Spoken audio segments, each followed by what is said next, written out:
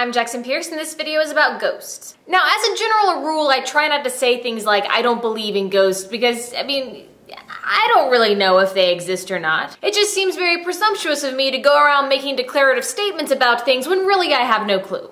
Sure, I've never seen a ghost in person, but I've also never seen Indonesia in person, and yet I'm not going around claiming to not believe in it. So with that in mind, I guess you could say that I believe in ghosts. Now, I do not believe that like a wet spot on the wall or a creaky sound in your old house offers infallible evidence as to the existence of a ghost. Sometimes there's just moisture in the air, and sometimes old houses just creak, and sometimes there are little cool spots in the room. It just happens. I also don't typically believe that like the bed or the room or the Tupperware is inhabited by the spirit of the deceased grandmother. But that is all beside the point. It seems that the common thread with ghosts across the whole spectrum from Sylvia Browne to ghost hunters to the people that don't believe in them at all is the idea of ghosts having unfinished business. That is why ghosts exist. That's why they hang around. It's because they didn't make it through their to-do list before they died, and they're worried if they go into the light, they'll never be able to cross off those two final items. I want to go to heaven, but I haven't returned my emails or done my laundry. Ooh.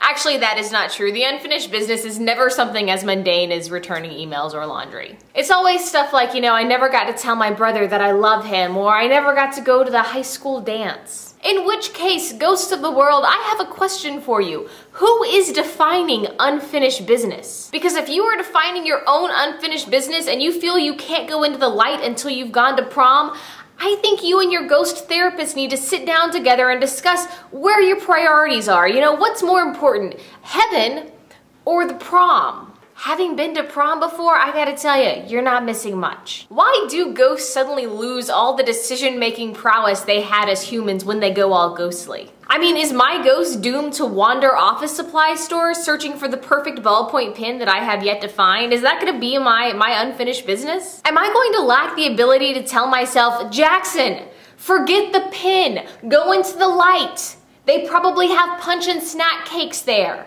These are my ghost questions. And again, I do believe in ghosts, it's just I have questions. It's hard to find answers to questions about ghosts. Your options are like The Ghost Hunter Show or old episodes of Unsolved Mysteries, and I don't think I would want to cite either of those in a research paper. But despite all my ghost questions, I will admit that I sometimes get freaked out and convince myself there's a ghost lurking somewhere in my house. And if there is, I imagine he is now going to hunt the hell out of me, which, I guess I'll get answers to my questions, or I'll run out screaming, so, man. Alright guys, I'm gonna go sleep with the lights on. I will see you again on Thursday.